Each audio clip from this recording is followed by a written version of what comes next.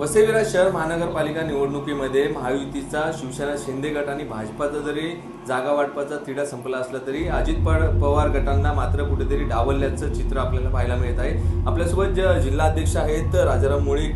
Sir, काय सांगाल, आपल्याला या ठिकाणी डावलण्यात आलेलं आहे, काय भूमिका असेल या निवडणुकीमध्ये आपली?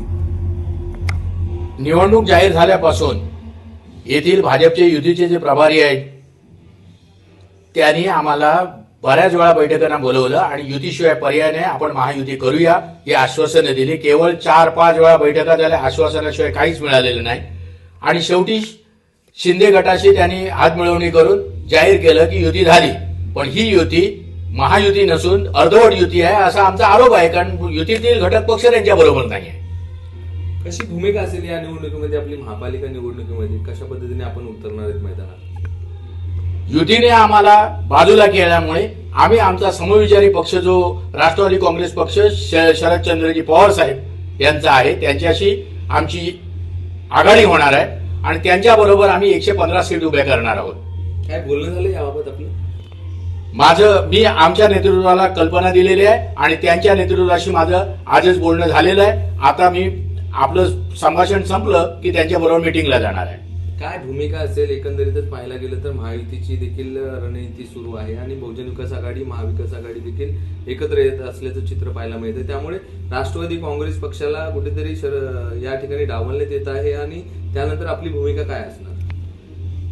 आम्ही हेवाने आरोप न करता वसई विरारकरांच्या कल्याणासाठी नवीन योजना राबवण्यासाठी माननीय नामदार अजितदादा पवार साहेबांच्या ध्येय धोरणाप्रमाणे इथे चांगला कारभार करून लोककल्याणासाठी भ्रष्टाचार मुक्त वसई करण्याचा आमचा मानस आहे।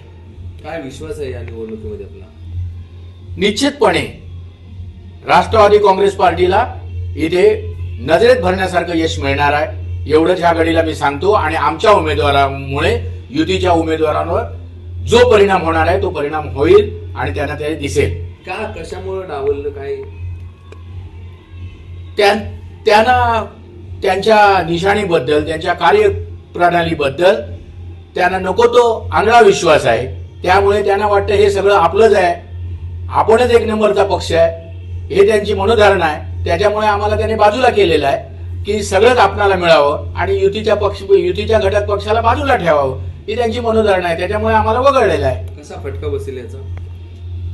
महाराष्ट्रामध्ये युतीचं शासन आहे, ते जे सांगणार की आमच्या सरकारने हे केलं, आम्ही तेच सांगणार की आमच्या सरकारने तेच केलेलं आहे आणि लोकांना अपील करणार आहोत की ह्यांनी युतीच्या घटक पक्षाला आपल्या मित्राला टांगत ठेवत त्यांच्या पाठीत खंजीर खुपसलेला आहे आणि विश्वासघात केलेला आहे, खोटी आश्वासनं दिलेली आहे। पत्रकारांना सुद्धा महायुती म्हणून खोटं आश्वासन दिलं जे महायुती नाही।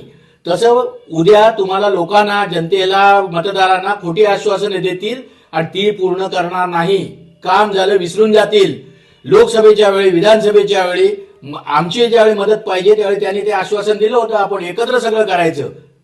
त्यांचं काम झालं, त्यांचे आमदार निवडून आले, आता ते विसरलेले आहेत, लोकांना निवडणुकीच्या नंतर विसरतील। आपल्यासोबत महिला जिल्हा अध्यक्ष देखील आहेत। ताई, काय सांगाल, एकंदरीतच महायुतीकडून आता निवडणुकीचं चित्र स्पष्ट झालेलं आहे, परंतु या आपल्या पक्षाला डावलण्यात येते? आमच्या पक्षाला डावललं हे नक्कीच चुकीचं झालेलं आहे, कारण महायुती म्हणजे 3 पक्ष आणि सगळ्या पत्रकारांना आणि आम्हाला शेवटपर्यंत यांनी सांगितलं की महायुती होणार, तुम्हाला पण महायुतीमध्ये घेतलं जाणार आणि ऐन टायमाला यांनी आम्हाला असं सांगून वेगळं केलेलं आहे। पण आम्ही स्वबळावरती ताकदीनिशी लढणार आणि ह्याचा परिणाम नक्कीच त्यांना भोगावा लागेल।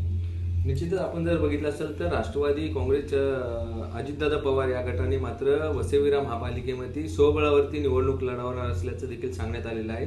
त्यामुळे युतीने जरी जागा वाटपाचा फॉर्म्युला जरी ठरवला असला तरी या महायुतीच्या फॉर्म्युल्यामधून अजितदादा गटाचे कार्यकर्ते जे आहेत हे कुठेतरी वगळण्यात आलेले आहेत आणि या निवडणुकीमध्ये कशा पद्धतीने भूमिका असेल हे देखील आपल्याला पाहणं महत्त्वाचं ठरणार आहे। संदीप गायकवाड, APS मराठी, विरार।